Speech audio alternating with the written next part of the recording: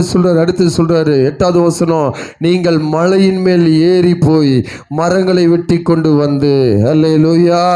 இந்த மலை ஏறுவது எதை குறிக்கிறது என்று சொன்னால் அது ஒரு ஜெப அனுபவத்தை குறிக்கிறது. எதை குறிக்கிறதுங்க? சொல்லுங்க, என்னத்தை குறிக்கிறது?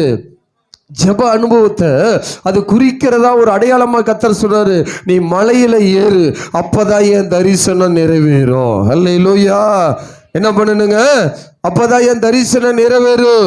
என் ஆலயம் கட்டப்படணும். நான் ஒரு திட்டத்தை வச்சிருக்கிறேன். அந்த திட்டம் நிறைவேற வேண்டும் என்று சொன்னா முதலாவது நீ மலையில ஏறணும். கைகளை தட்டி கர்த்தருடைய நாமத்தை அப்படியே மகிமைப்படுத்துங்க பார்க்கலாம். கர்த்தர் நல்லவராய் இருக்கிறா. நீ மலையில ஏறணும்.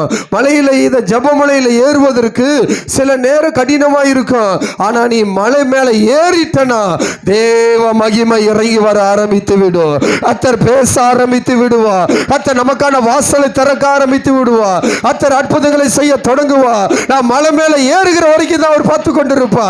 ஏறிட்டனா என் தேவன் சீனாய் மலை மேல இறங்கி வந்ததை போல இறங்கி வந்து காரியங்களை பேச தொடங்குவா.